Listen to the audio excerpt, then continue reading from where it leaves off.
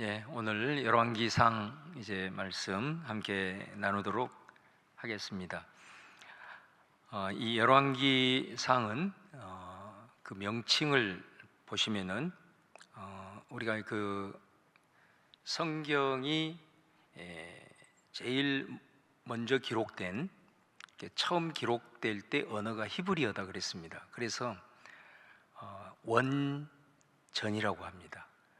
원래 우리가 책을 이렇게 출판을 할 때 어떤 언어로 기록이 되어 있느냐, 예를 들어서 이제 제가 쓴 예배 스펙트럼이다, 그럼 이거는 이제 한국어로 기록이 되어 있잖아요. 이걸 원서라고 하는 거죠. 그러니까 이게 이제 영어로 번역이 되었다 그러면 이제 그거는 번역서가 됩니다. 그러니까 성경은 처음에 히브리어로 기록이 되어 있어요. 그래서 그거를 원서, 그런데 이거는 경전이잖아요. 일반 문헌이 아니란 말이에요. 그래서 원전 이렇게 말합니다. 그래서 이제 그 원전, 우리가 지금 보고 있는 이 한글 성경은 그래서 번역서, 번역 성경이라고 하는 거예요. 그러니까 처음 어떤 언어로 기록되어 있느냐가 굉장히 중요하죠. 그러니까 히브리어로 기록이 되어 있어요. 그래서 이제 우리가 통칭 원전을 히브리 성경이라고 합니다. 제가 이 강의를 하면서 여러분에게 자주 말씀드린 내용이 뭐냐면, 히브리 성경은 성경의 책 제목을 붙일 때 거의 대부분이 그 책의 1장, 1절, 첫 단어를 대부분 제목으로 삼습니다. 그러니까 열왕기상도 마찬가지예요. 열왕기상의 제목이 뭐냐, 첫 번째 한번 열왕기상 1장 1절을 한번 보시겠습니다. PPT를 한번 띄워주시고 1장 1절을 보시면, 자, 같이 한번 읽어볼까요? 시작. 다윗 왕이 나이가 많아 늙으니 이불을 덮어도 따뜻하지 아니한지라. 이 첫 단어가 뭐예요? 다윗 왕이. 히브리 성경에도 그 첫 단어가 베하멜렉 다윗 이렇게 돼 있어요. 히브리어로. 우리하고 똑같은 거죠. 그래서 이 멜렉이라는 말, 히브리어로 멜렉이라는 게 왕이라는 뜻이에요. 그리고 앞에 하, 요거는 일종의 정관사예요. 그 왕, 그런 뜻이에요. 여기서 왜 정관사가 붙었냐면 그 왕이 누구라는 거예요? 뒤에 다윗이 있기 때문에 정관사가 붙은 거예요. 일반 보통 왕이 아니라 특정한 어떤 왕, 다윗 왕이라는 거죠. 그리고 이제 앞에 베는, 보통 히브리어에는 첫 문장의 첫 단어는 베가 거의 대다수 붙습니다. 우리말로 번역하면 그냥 그리고 이렇게 이해하시면 돼요. 그래서 이 첫 단어가 왕이라는 단어예요. 왕. 그래서 이 왕의 복수형을 써가지고 멜레킴 이렇게 됩니다. 멜레킴, 이 복수. 그래서 왕들, 그렇게 해서 제목이 붙은 거예요. 그래서 이제 영어 성경에도 보면 열왕기서를 킹에다가 복수로 붙여서 kings, 왕들 이렇게 되죠. 그래서 열왕기상은 첫 번째 왕들, 그 다음에 열왕기하는 두 번째 왕들, 이런 이제 제목이 됩니다. 그래서 이 우리말로는 이제 열왕이라고 돼 있잖아요. 그러니까 이 열자가 벌릴 열자예요. 그러니까 우리가 행열 할 때 열, 대열을 맞춰라 할 때 그 열자예요. 그러니까 열왕이라는 것은 왕이 마치 쭉 일렬로 서 있는 그런 의미예요. 그러니까 여러 왕들의 기록, 그게 이제 열왕기가 되는 것입니다. 근데 이제 이게 첫 번째로 이제 번역이 됐어요. 히브리 성경이 첫 번째로 번역이 된 것이 바로 그리스, 다른 말로 하면 헬라어로 번역이 됐어요. 그래서 그 헬라어 성경이 첫 번째 번역 성경입니다. 그러니까 이 헬라어 번역 성경이 왜 중요하냐면, 우리가 신약 성경에서 구약의 말씀을 인용하는 구절이 상당히 많잖아요. 근데 그 인용하는 대부분의 인용이 이 히브리어 원전에서 인용한 게 아니고 헬라어 번역 성경에서 인용을 한 거예요. 그래서 신약 성경의 기자들이 대부분 헬라어 번역 성경에서 구약 성경을 인용을 했기 때문에 이 번역 성경이라 할지라도 헬라어 성경이 굉장한 권위가 있다라는 것을 우리는 알게 됩니다. 근데 이제 이 헬라어 성경에서 이게 두 개로 나누는 거예요. 원래는 히브리어는 열왕기서 딱 한 번으로 돼 있어요. 그런데 헬라어 성경에서는 이거를 열왕기, 상하 이렇게 두 개로 나누는 거죠. 근데 재밌는 것은 뭐냐면 사무엘서도 한 권이거든요. 그 다음에 열왕기서도 한 권. 근데 이거를 두 개로 나누니까 네 권이 되는 거예요. 근데 이 헬라어 성경에는 명칭이 조금 다릅니다. 우리는 사무엘 상하로 돼 있잖아요. 근데 헬라어 성경에는 사무엘 상이 첫 번째 열왕이 이렇게 돼 있어요. 그 다음에 사무엘 하가 두 번째 열왕기 이렇게 돼 있어요. 그리고 열왕기상이 세 번째 열왕기 이렇게 돼 있어요. 그리고 열왕기 하를 네 번째 열왕기. 사무엘이라는 말이 없어요, 그 헬라의 성경에는. 그래서 이렇게 네 가지로 되어 있어요. 그도 그럴 것이 사무엘상을 보면은 사사시대하고 그 다음에 초대 왕이 세워지기 그 사이에 굉장히 거기 사이에 이제 혼란스러운 상황에서 역할을 감당했던 사람이 사무엘이잖아요. 그런데 실제적으로 사무엘상에 보면은 첫 번째 왕이 나옵니다. 그 누구죠? 사울 왕이 나와요. 그래서 사울 왕이 바로 사무엘상의 첫 번째 왕의 모습으로 나타나서 사무엘상은 사울 왕이 마지막 죽음의 전투까지가 사울의 생애를 이제 왕의 첫 번째 왕의 생애를 말하고 있고, 그 다음에 사무엘 하는 다윗의 생애예요. 그래서 다윗이 40년간 통치한 기록이 사무엘 하고, 그 다음에 열왕기 상은 솔로몬, 그리고 솔로몬 사후에 이제 왕들의 모습이 쭉 나오고, 열왕기 하는 바벨론 포로 망할 때까지 왕들의 이렇게 쭉 기록이 되어 있는 거죠. 그러니까 헬라어 성경에서 사무엘 상하, 열왕기 상하를 그냥 첫 번째 열왕기, 두 번째 열왕기, 세 번째 열왕기, 네 번째 열왕기도 상당히 의미가 있는 이제 그런 모습이라고 볼 수가 있습니다. 자, 그 다음에 이제 이 열왕기 상을 우리가 읽어 나갈 때 열왕기 상은 크게 세 부분으로 나눌 수가 있어요. 그래서 열왕기를 보면 첫 번째가 1장에서부터 11장까지예요.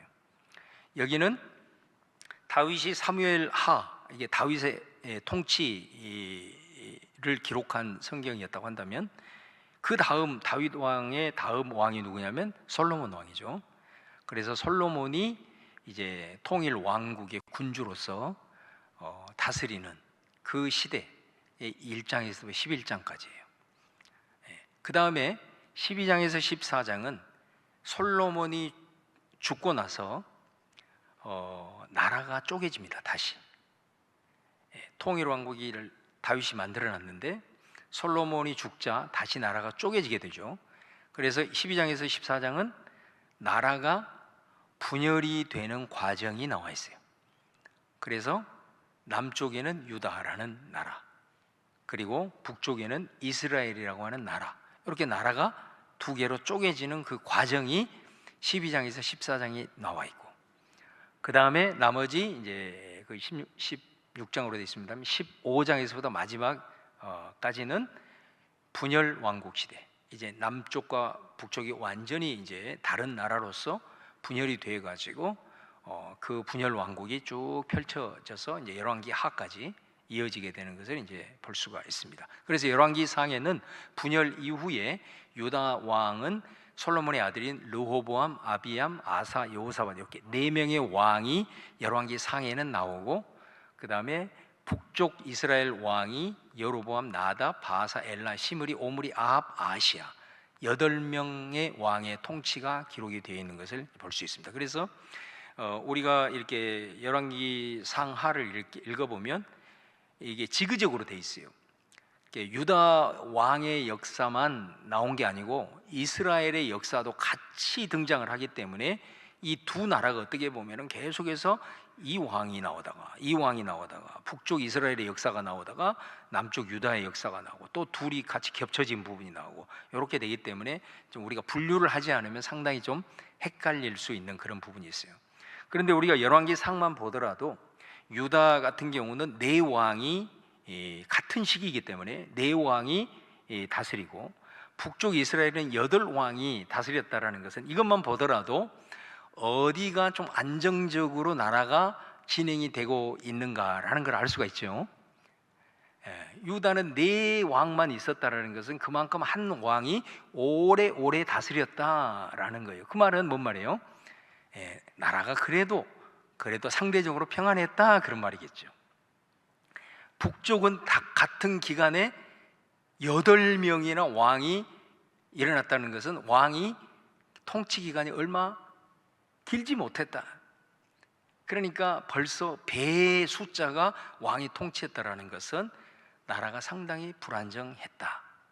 그리고 왕이 제대로 전수가 되는 것이 아니라 혁명이 일어나거나 그 다음에 모반이 일어나서 왕들이 암살당하고 이런 이제 일들이 북쪽에는 많이 일어났다라는 것을 이제 우리가 알 수가 있는 거죠. 이 지도자가 자주 바뀐다라는 것은 그만큼 그 공동체나 나라가 불안하다는 거죠. 안정되지 못했다라는 것을 이제 의미하는 것입니다. 그거를 이제 이 구조를 통해서 우리는 알게 됩니다. 자, 그렇다면 이제 주요 내용을 한번 살펴보시면 열왕기 상에 있어서 1장에서부터 11장까지는 솔로몬이 통치하는 기간이에요. 이 솔로몬이 많은 업적이 있어요. 다윗과 솔로몬 시대에 가장 영토도 넓어지고 가장 강대한 나라였어요.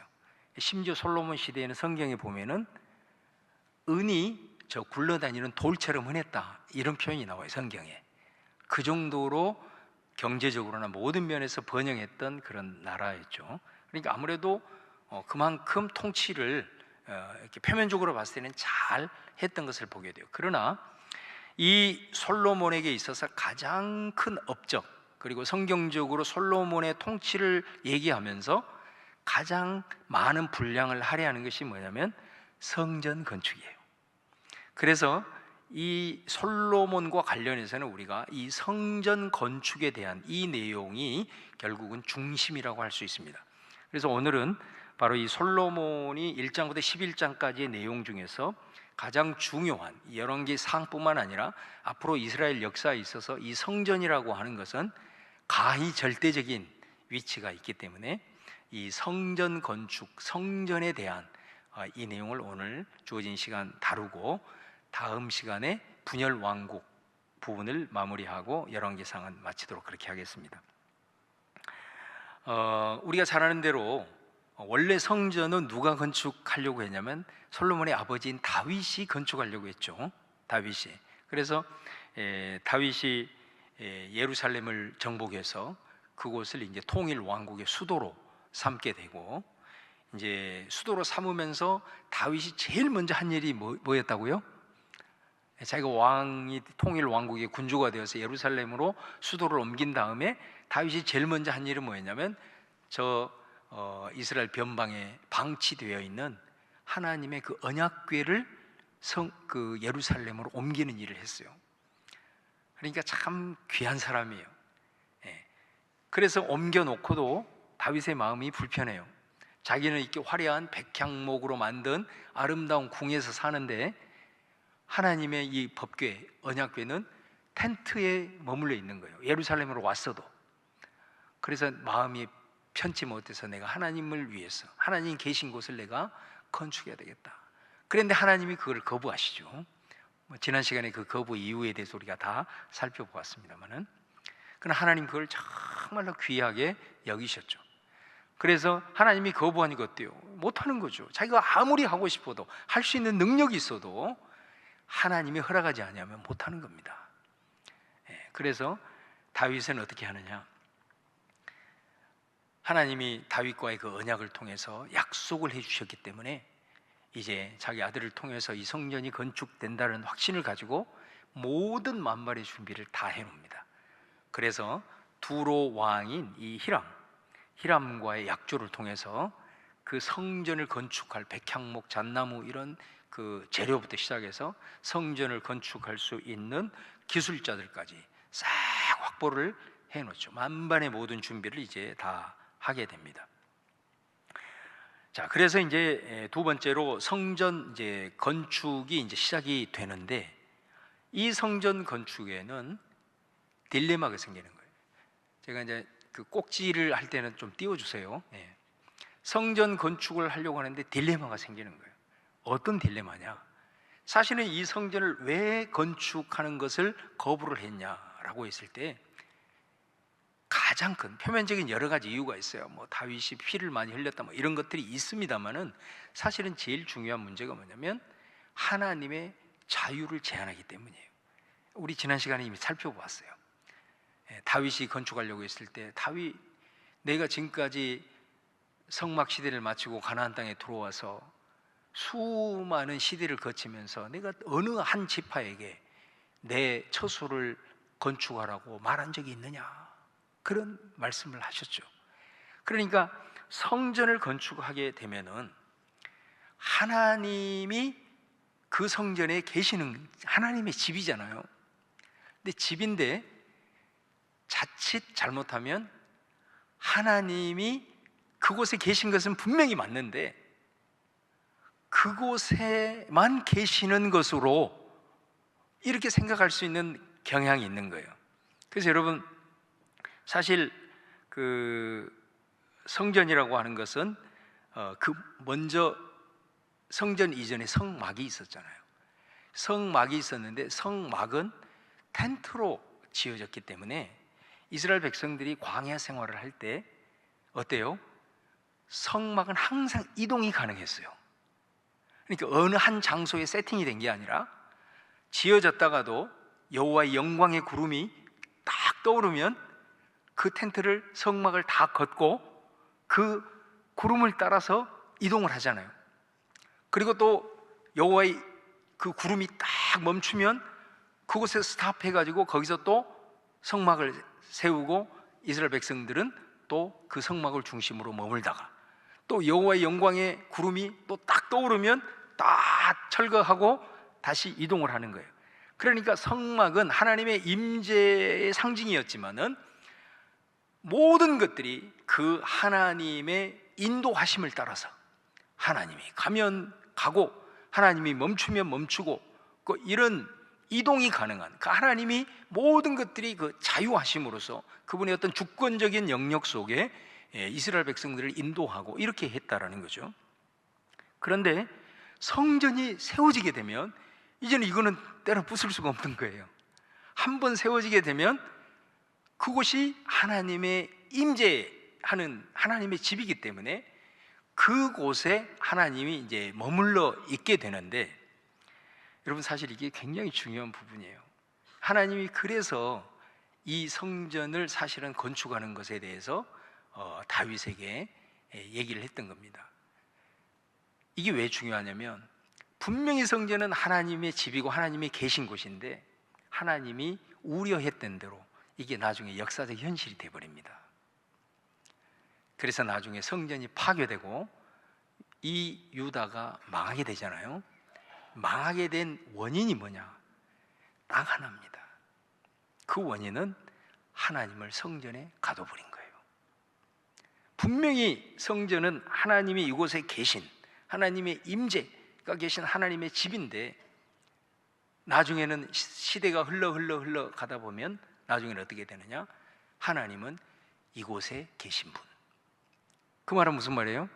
성전 밖에서는 하나님이 계시지 않는 것으로 사람들이 인식을 해버린 거예요. 그 부분을 제가 조금 있다가 다시 한번 다루도록 하겠습니다. 그래서 이 부분이 굉장히 중요한 거예요. 그럼 이 문제를 성전을 건축을 하고 어떻게 해결을 할 것이냐? 자, 처음에는 이 부분을 해결합니다. 그게 오늘 우리가 봉독한 솔로몬의 봉헌 기도예요. 성전을 딱 세우고 난 다음에 이제 우리로 말하면은 이제 헌당식을 하는 거죠. 헌당식을 하면서 축제를 즐기면서 하나님 앞에 감사 예배를 드리면서 솔로몬이 그 성전의 앞에서 기도를 드립니다. 이 성전을 건축하는 것에 대해서 감사하면서 이제 하나님 앞에 올려드리는 그 기도, 자, 그 기도에서 이 성전 건축의 딜레마가 해결이 됩니다. 자, 우리가 봉독한 말씀에서 제일 중요한 말씀이 열왕기상 8장 27절입니다. 이거는 암송 구절이에요. 암송 구절. 여러분 꼭 암송을 하셔야 됩니다. 제가 지금도 잊지 않는 것은 신대원 들어갈 때 성경 암송 구절이에요. 이게 너무너무 중요한 구절이거든요. 자, 다시 한번 읽어볼까요? 시작. 하나님이 참으로 땅에 거하시리까 하늘과 하늘들의 하늘이라도 주를 용납하지 못하겠거든. 하물며 내가 건축한 이 성전이오리까. 할렐루야. 이게 이 솔로몬의 정말로 중요한 신앙 고백이에요. 하나님이 사실은 왜 성전을 다윗에게 건축하지 못했느냐? 이스라엘 백성들이 나중에 성전에다가 하나님을 가둬버릴까 봐. 근데 솔로몬은 이 문제를 해결하는 겁니다. 하나님, 우리가 이 성전을 건축하고 이곳이 하나님이 임재해 계시고 언제든지 우리가 와서 이곳에서 하나님을 만나고 하나님께 예배하고 하나님과 교제하고 그런 하나님이 계시는 처소이지만, 그럼에도 불구하고 이 성전에 하나님이 제한당하실 수 있는 분이 아닙니다. 우리 하나님은 이곳에 분명히 계시지만 이곳뿐만이 아니라 온 땅에 충만하신 분입니다. 우리 하나님은 하늘들의 하늘이라도 주님을 어떻게 감당할 수가 있겠습니까? 온 우주 만물 가운데 충만하신 하나님, 이렇게 고백을 하면서 내가 건축한 이 성전에 어떻게 하나님을 다 품을 수가 있겠습니까? 아닙니다. 하나님, 그거를 신앙으로 고백을 하면서 이 기도문을 올려드리는 거예요. 그래서 그래, 맞아, 하나님은 이곳에 분명히 임재해 계시지만은 바로 하나님은 이곳에만이 아니라 너희들의 삶의 구체적인 영역 속에 또 온 땅에, 온 하늘 가운데, 땅 가운데 충만하신 분이다라는 것을 솔로몬이 기도를 통해서 확증하고 또 그것을 통해서 이 성전의 딜레마의 문제를 일단 해결을 하게 되는 거죠. 그래서 이 솔로몬의 기도의 내용을 보면 이 성전에서 하나님 기도하거든. 어떤 문제가 있을 때, 어떤 상황이 발생했을 때, 기근이 발생했을 때, 전쟁이 일어났을 때, 우리가 죄를 지었을 때 이 성전에서 와서 기도하거든. 아니면 어떤 사람은 어때요? 성전에 오지 못할 사람이 있을 수 있단 말이에요. 성전에 꼭 와야만이 아니라 먼 곳에 있을 때, 다시 말하면 여러분 보세요. 이스라엘 백성들이 나중에 나라가 망해서 멀리 포로로 끌려갔을 때 그들이 어떻게 해요? 다니엘이 어떻게 기도하죠? 다니엘이 포로로 끌려간 그곳에서 기도할 때 어떻게 기도하죠? 좀 대답을 좀 해보시죠. 네. 예루살렘을 향하여 하루에 3차례 기도하잖아.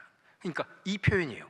그 예루살렘의 성전, 지금은 무너졌지만 그 성전을 향하여 기도할 때, 그러니까 성전에 와서만이 아니라 먼 곳에 있을지라도 그곳에서도 하나님의 임재를 느끼면서 그 성전을 향하여 기도할 때 이제 그런 고백이 들어있는 것입니다. 그러니까 하나님은 성전에 계신 동시에 온 땅에 충만하신 분임을 이 성전을 향하여라는 이 표현 속에 담겨 있는 거죠. 또 주는 계신 곳 하늘에서 들으시고, 여러분 보세요. 자, 기도를 이제 했어요. 기도를 했는데 하나님이 응답이 어떻게 이루어지죠? 성전에서 응답하시나요? 아니에요. 이게 후렴구처럼 나와 있어요. 우리의 기도의 응답은 하나님이 어디에서 들으시고? 하늘에서 들으시고. 자, 이 표현이 굉장히 중요합니다. 그러니까 성전에 계시지만 하나님은 성전에 제한당하신 분이 아니라 하늘에 초월적으로 온 땅에 충만하신 그분이 우리의 기도를 응답하시고 역사를 이루신다라는 이 부분을 솔로몬이 계속해서 이곳에 와서 이곳을 향하여 기도할 때 하늘에서 들으시고 응답하여 주시기를 원합니다. 이 속에는 계속해서 하나님, 우리가 건축한 이 성전에 하나님이 계시지만 이곳에만 머물러 있는 분이 아니라 우리 하나님은 온 땅에 충만한 분입니다 라는 이 고백을 통해서 이 성전 건축의 딜레마를 이제 해결을 하고 있다라는 것입니다. 자, 그렇다고 한다면 이 성전이 가지고 있는 의미가 뭘까? 이게 굉장히 중요하겠죠. 자, 첫 번째는 이스라엘 중심이었어요. 그러니까 우리가 잘 아는 대로 이 성전이 있기 전에 성막이 있었지 않습니까? 이 성막이 이스라엘의 삶의 중심이었어요. 그래서 이스라엘 백성들이 출애굽을 해가지고 광야 생활을 할 때도 항상 이동할 때도 그 중심에 성막이 있고, 그 다음에 동서남북으로 세 지파씩 동서남북 12지파가 성막을 중심으로 배치를 딱 해서 이동을 하고, 그 다음에 성막이 머물러서 세워질 때 그 성막을 중심으로 또 동서남북 해가지고 거기다 그들은 장막을 치고 그들이 거했던 걸 보게 돼요. 그러니까 이 성막 자체는 이스라엘의 삶의 중심이었다라는 것을 우리가 이제 알 수 있고요. 예, 그리고 성전은 또 하나님의 임재의 장소였어요. 그러니까 이스라엘 백성들은 특별히 하나님이 하늘에 계신다, 하나님은 성전에 계시기도 하지만 하나님은 온 땅에 충만하신, 그게 하늘에 계신다라는 표현이잖아요. 우리와는 완전히 초월적인 분이시다. 그런데 그 초월의 하나님께서 바로 이 성전이 이 땅에 있으므로 땅에 있는 우리와 초월의 하나님은, 초월이라는 것은 뭐냐면 도저히 우리와는 만날 수 없는 거예요. 이게 초월인 거예요. 그러니까 우리의 상식으로, 우리의 어떤 것으로는 도저히 이해할 수 없는 그 영역이 그 말을 쓸 때 초월이라는 말을 쓰는 거예요. 그런데 그 초월자 되신 그분이 땅에 거하는 인간과 이스라엘과 만나는, 바로 그곳이 성전인 거예요. 초월자 되신 하나님이 인간의 땅, 하늘과 땅이 만나는 지점, 바로 이것이 성전이라는 그런 의미입니다. 그렇기 때문에 이 이스라엘 백성들은 이 성전을 가장 이 세상에서 거룩한 장소다라고 이제 그렇게 불렀던 것을 우리가 볼 수가 있습니다. 그래서 결국 이 성전은 이스라엘에게 있어서 이런 영적인 뿐만 아니라 정치, 경제, 사회 모든 부분에 중심의 역할을 했다라는 것을 이제 우리가 알 수가 있습니다. 그 다음에 두 번째는 성전은 하늘의 축소판이다라는 의미를 갖고 있습니다. 여러분, 이 성전에 대해서 신약성경 히브리서 8장에서는 이거를 잘 해석을 해주고 있어요. 자, 6절, 그 5절이죠. 자, 5절 말씀을 같이 한번 읽어보겠습니다. 시작. 그들이 섬기는 것은 하늘에 있는 것의 모형과 그림자라. 모세가 장막을 지으려 할 때에 지시하심을 얻음과 같으니 이르시되 삼가 모든 것을 산에서 내게 보이던 본을 따라 지으라 하셨느니라. 자, 여기 보시면 이 성막을 모세가 지을 때 그냥 지은 게 아니에요. 시내산에 올라가서 그 성막을, 하늘의 성막을 본 거예요. 예, 하늘의 성막을 본 겁니다. 네가 모든 것을 산에서 본 것을 따라서 지어라, 이렇게 얘기를 했거든요. 그러니까 성막은 그냥 지은 게 아니고 하나님께서 하늘의 성전, 하늘의 성막을 보여준 거예요. 그래서 그 본을 따라서 내려와서 짓게 된 것이고, 그 다음에 이 성전도 성막의 그 틀을 그대로 유지를 해서 성전을 짓는 겁니다. 그렇기 때문에 이 성막은 일종의 모형이라고 할 수가 있어요. 성전은 일종의 모형이에요. 그러면 모형의 반대말은 뭘까요? 실체겠죠. 자, 실체는 어디 있다는 거죠? 하늘에 있다는 거예요.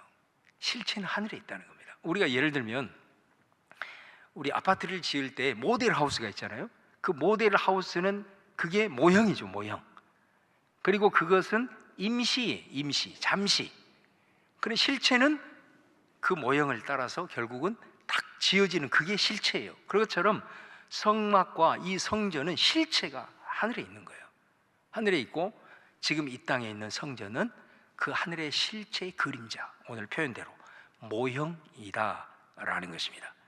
그렇기 때문에 이스라엘 백성들은 이 성전을 보면서 하늘에는 실체가 있구나, 이거를 생각하는 거죠. 늘 생각을 하는 거예요. 그러니까 이들이 성전이 비록 이 인간 땅 위에 세워져 있지만 이 사람들은 이 모형만을 보는 것이 아니라 이 성전을 올 때마다, 이 성전을 볼 때마다 어떤 생각을 했어요? 하늘을 바라보는 거예요. 하늘의 실체를 사모하는 거예요. 할렐루야. 여러분, 이게 굉장히 중요하잖아요. 우리가 지금은 이게 이제 성전이라는 말도 쓰지만은 사실은 우리가 이게 이제 공동체로서 우리가 이제 교회를 형성하고 있잖아요. 교회도 마찬가지지 않습니까? 왜냐하면 이 성전이 교회 공동체로 이제 의미가 전환이 되니까. 우리식으로 얘기를 하면 이런 표현 아니겠어요? 우리가 교회에 오면, 이 교회에 오면 뭐를 여기서 바라봐야 되냐? 이 교회는 이 땅 가운데 잠시 임시적인 거고 우리가 가게 될 실체가 하늘에 있다. 그래서 이 교회를 오면서 이 교회를 통해서 신앙생활을 하고 예배를 드리면 드릴수록 예배를 드릴 때도 하늘의 예배를 사모하고, 이곳을 통해서 경험한 내용을 가지고 하나님의 나라를 더 사모하고 하나님의 나라를 바라보고 하나님의 나라를 열망하고, 그 간절함의 마음이 우리 안에 계속해서 이 신앙 공동체를 통해서, 이 성전을 통해서 불릴 듯 일어나야 된단 말이에요. 그런데 여러분, 우리가 신앙생활을 하면서 그냥 교회에 왔는데 하늘나라에 대한 실체가 있는 그것에 대한 그림자에 불과한데, 마치 그림자를 실체처럼 여기고 그냥 이곳에 와서 하늘나라에 대한 소망과 그 하나님을 만날 것에 대한 간절함, 이런 것들은 다 사라지고, 이곳에 와서 그냥 사람들 만나서 이곳에 이렇게 교제하면서 내가 내 사업에 도움이 되고 또 내 직장에 도움이 되고 세상에 여기 오면 사람들, 별의별 사람들이 있기 때문에 좋은 정보도 얻고, 순전히 세속적인 생각만을 가지고 이 공동체에서 한다. 초신자는 그럴 수 있어요. 근데 신앙의 연수가 가도 순전히 그런 식으로 한다. 그러면 여러분, 우리는 신앙의 역방향으로 가고 있는 거예요. 교회는 그런 곳이 아니에요. 성전은 그런 곳이 아니에요. 이곳에서 예배를 드릴 때마다 하늘에 대한 갈망이 일어나야 돼요. 실체가 따로 있다, 저기 있다, 이거는 모형에 불과하다. 그러니까 여기서 한번 드리는 예배에 대한 감격, 이것에 우리가 인간의 산술적인 것으로는 표현할 수 없는 수천만 배의 감격과 은혜의 역사가 저 하늘에는 있을 것이다. 우리 가운데는 끊임없는 이곳에서 신앙생활을 하고 이곳에서 예배를 드리고 이걸 하는 동안 하나님의 나라에 대한 갈망과 소망이 일어나야 될 줄로 믿습니다. 이스라엘 백성들은 성전을 바라보면서 그런 생각을 했단 말이에요. 이곳은 하늘의 축소판이다. 이곳을 통해서 맛을 본 것, 실체로 가면 얼마나 많은 것을 우리가 보겠느냐. 하늘을 사모하는 그런 신앙의 모습으로 이 성전을 그렇게 생각했다라는 부분입니다. 그 다음에 세 번째는 이 성전은 어떤 의미냐, 내재와 초월적 임재의 상징이다라는 것입니다. 이건 아까도 말씀드린 대로 하나님은 온 땅에 충만하신 분, 그래서 인간이 지은 공간에 하나님이 감당할 수 없다. 그러니까 비록 이곳에 성전이 세워져 있고 이곳에 하나님이 임재해 계시는 공간이지만은, 그럼에도 불구하고 이 공간은 이 땅과는 구별된 공간인 거예요. 그래서 성전이라고 하는, Holy Temple 이렇게 붙인 거예요. 지성소는 뭐라고 그러죠?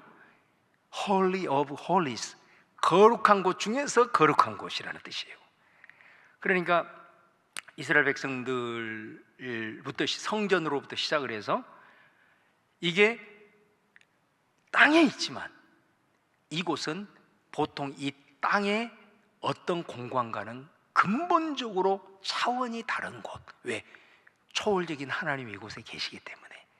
그래서 이 세상에 있지만은 이 세상과는 완전히 구별된 그런 거룩한 곳이다 이렇게 이제 인식을 했다라는 것입니다. 그래서 여러분, 이 성전에 올 때 이 사람들 속에는 그런 곳으로 인식을 했기 때문에 세상에서는 비록 이렇게 했지만 이 성전에 올 때만큼은 정말로 이곳에 초월자가 이곳에 임재해 계신다, 그분을 내가 만난다라는 것 때문에 이 사람들 마음속에는 성전 문을 열고 두롬에 나갈 때 그 경외감이라고 하는 것은 말로 표현할 수 없는 거예요. 그래서 시편에도 보면은 감히 그 성전 앞에 들어올 때 진짜 무릎을 꿇고 꿇어 엎드리며 이런 표현들이 많이 나오는 이유가 다 그런 이유예요. 여러분, 예를 들면 대제사장이 대속죄일 때 하나님의 임재를 임재해 계시는 그 언약궤에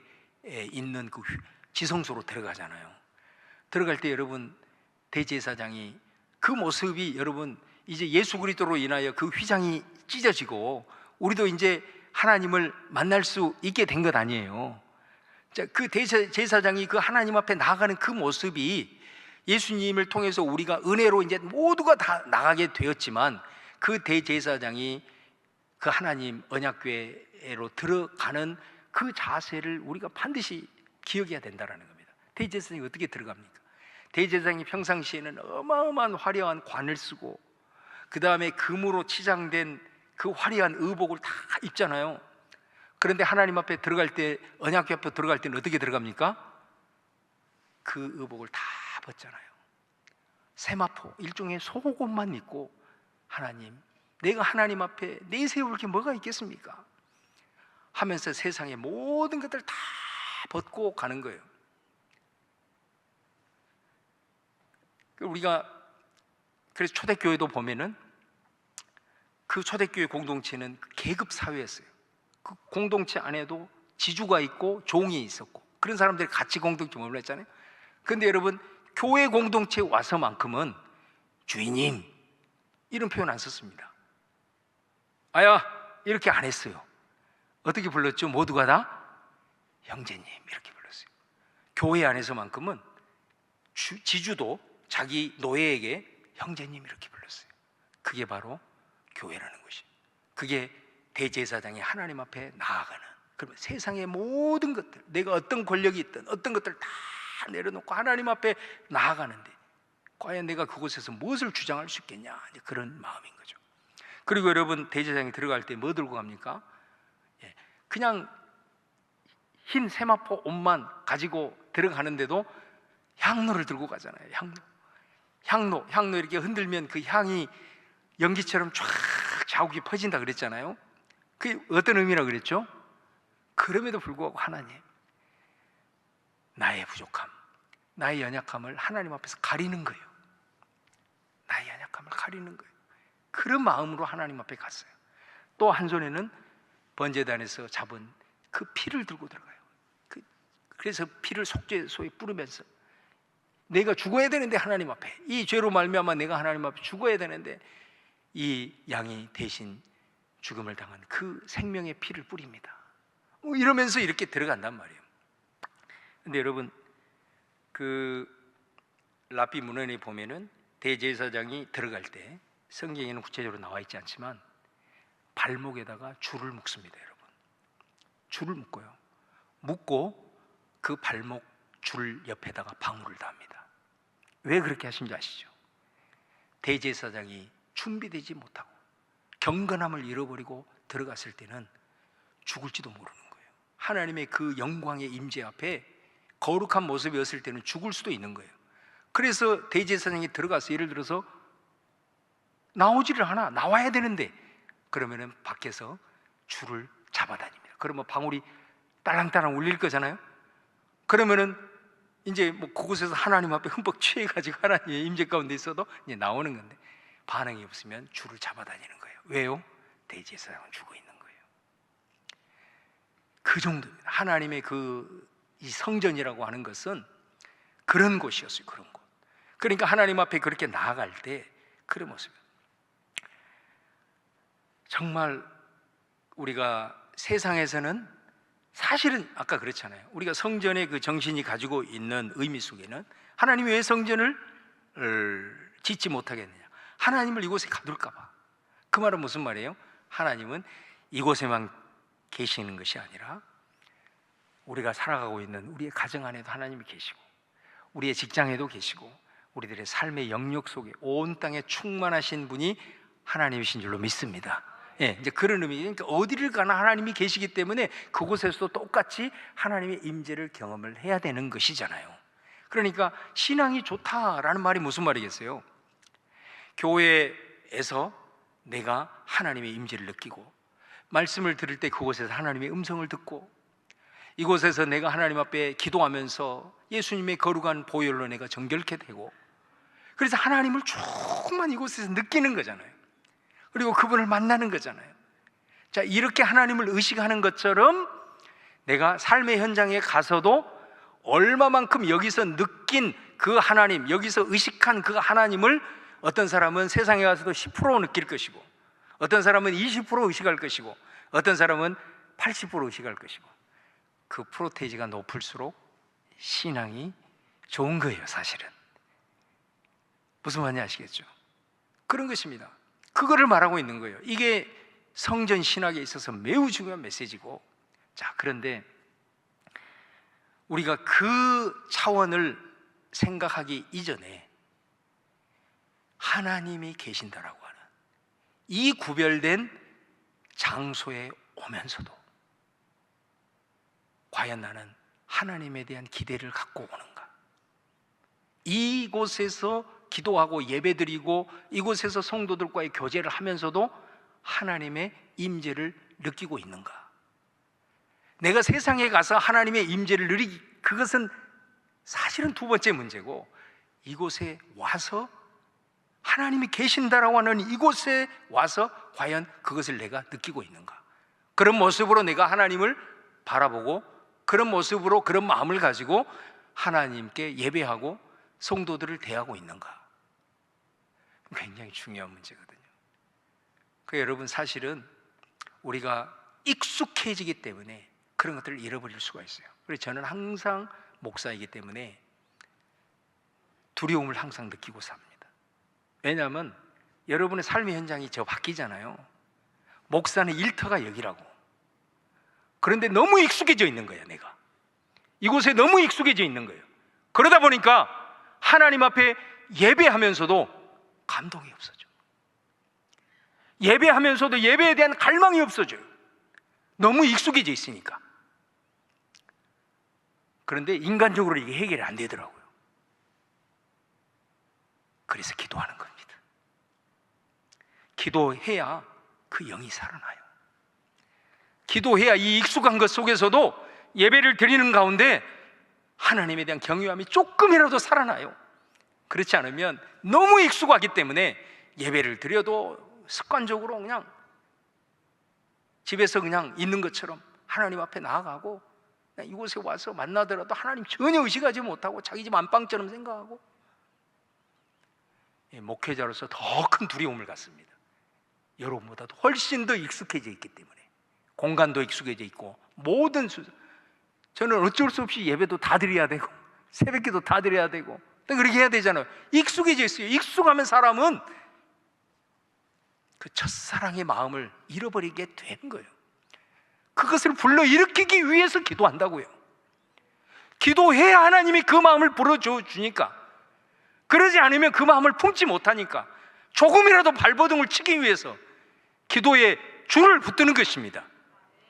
내가 어떤 문제가 있어서 하나님 앞에 나가는 것은 너무 당연한 것이지만 그 마음을 잃어버리지 않으려고 조금이라도, 그래도 얼마나 부족해요. 예배에 대한 감격을 잃어버리고. 너무너무 중요한 부분이라는 거예요.